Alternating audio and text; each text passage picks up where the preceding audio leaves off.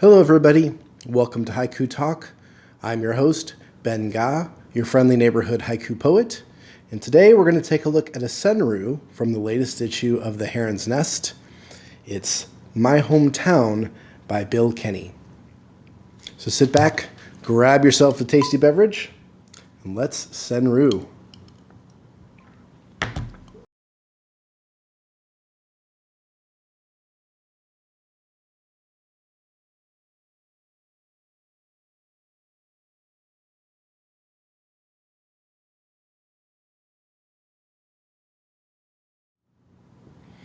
Okay, welcome back.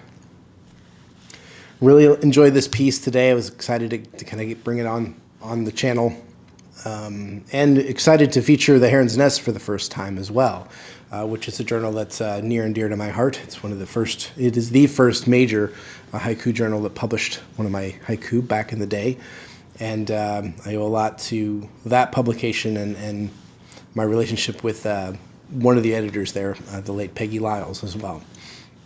And so, here we go, The Heron's Nest. Senryu by Bill Kenney, My Hometown. The poem goes like this. My hometown, the taste of water. My hometown, the taste of water. Very nice. Now, what I like about this poem so much is that it really captures a sense of place. And I know in the wider world of poetry, the idea of writing in a sense of place, writing in a landscape, writing from a specific part of the world is something that's talked about quite a bit. And in haiku, we also talk about a sense of place, a sense of a moment, a sense of some specific place that's being captured that draws you in and unfolds, and you kind of build out that landscape, build out that place within your mind, within your imagination. And what this one does so well is that it puts you in a place by engaging a sense, and it's a sense memory. It also speaks to a past. It speaks to a return. It speaks to so many different things all at once, all with the taste of water. And I don't know about you, but definitely having been at different people's houses, different relatives, different parts in the city, different parts of the country, water has a specific taste to it. If you're lucky enough to live in a part of the world where you can actually drink the tap water, tap water does have different tastes as you move about the country. And I know when I go visit my parents, the water from the tap tastes a certain way. When I'm here in St. Louis in the city here, the water tastes a certain way. And it's just a really fun poem to spring memories from, to spring an identification to a sense of place. And it's just so well done. It's, 6-7 words. It's so tastefully done. So let's go ahead and talk about the poem and how it's constructed, and then we'll go line by line of how this works. So the poem does follow the fragment in the phrase section here. The fragment would be my hometown, the first line, and lines 2 and 3 construct the phrase, the taste of water. And it's the juxtaposition of those two things together that make this poem pop, make it work, as you've seen so on the channel before. And so let's go ahead and break this down, and line by line. And the first line is my hometown. My hometown. And what a nice line that's pregnant with possibilities. It's a very weighted line, and everybody has a hometown. It's one of those pretty unifying things of all people. We all have a hometown of some sort, and a place we think of when we think of our hometown. And the fact that the line is my hometown. I mean, you can't help but go there. Think back. Well, what is your hometown? And all of the flood of memories that go along with that. Maybe they're good, maybe they're bad. We don't know. The poem doesn't really give you any direction to go yet. It just puts you in your hometown. And even though the poem says my, we know, because this is haiku and this is senryu, it's the same in both cases, that the poem is asking you to think about your own hometown. We're not talking about Bill Kenney's hometown. We're talking about the hometown that springs up in your mind when you read that line. And it's great.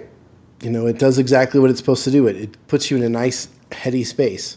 And, whether you have a good relationship or bad relationship to that hometown, you're primed. You're going there. You're going to that specific spot. And so I want to read further to know where this is going to go next. And so line 2 is simply the taste. The taste. And it doesn't really add a whole lot of clarity to where the poem is going, to where the moment is going, but it does pique your interest. So you have your hometown, and then there's a taste of something. And so, I'm curious to figure out what that taste is, so I'm drawn to line 3. And so we're not going to dwell too much on line 2 here because it's really tightly encoiled with line 3. And line 3 is of water. Of water. It's another 2-word line. And it completes that phrase, the taste of water. And it's just a wonderful poem in such a small word, a small little compact little moment of imagining being. You're obviously not just talking. The poem's not just talking about a hometown in the abstract way. It's not just referring to some memory or some projection forward. It's actually because these poems unfold in real time. It places you in the hometown, and you're actually tasting the water. And I don't know. It's just a beautiful piece to me. It's so simple, so tight, so effortless looking. These poems look, when they're done right, they look so simple, so easy, so obvious, right? But we know they're not. There's a lot going on here with how the poem's constructed, with the words that were chosen, the words that were taken out, to give us that nice balance of just enough information to step inside the moment and experience it. And think about that. Think about the taste of water in your hometown. And if your hometown is a place where you can't actually drink the water, well, that's interesting too, because then the taste of water in that hometown is probably from a bottle, or from being boiled on the stove, or from mixed in with a hot tea or something that's been heated up to clear out all of the bacteria and whatnot.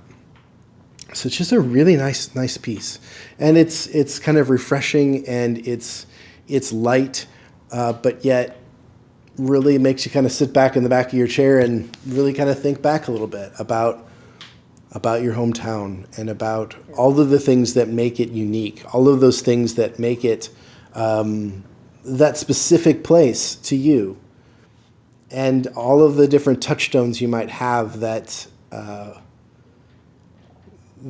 bring you there, that let you know that's where you are when you are there. And so something so simple as the taste of water can really speak volumes. And that's what these poems do, Haiku and Senryu. They can dial in on something very small, something very, sometimes things that seem almost unnoticeable in the day-to-day life if you're really, not paying attention to what's going on.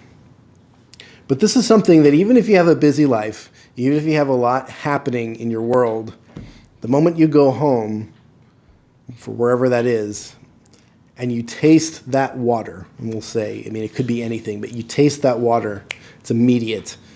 It's like a flood of memories, a flood of place, the sense of place and where you are and where you're from, and all of that stuff comes rushing back to you.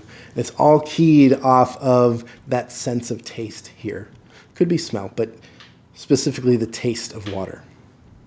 And so just take a moment in your life after you get done with this podcast or this episode, and just kind of reminisce on that a little bit. What is the thing in your life that brings you, is a touchstone for you when you get home, or that's very unique about that spot, that space? In this case, we're talking about the taste of water. What is it to you? What brings you there? Where does this poem take you? And with that, we're going to wrap it up. Thanks again to Bill Kenney. Thanks to the Heron's Nest. It's a great journal. You can check it out. It comes out 4 times a year online for free. Web address above. And take care, everybody. Stay safe. Happy spring.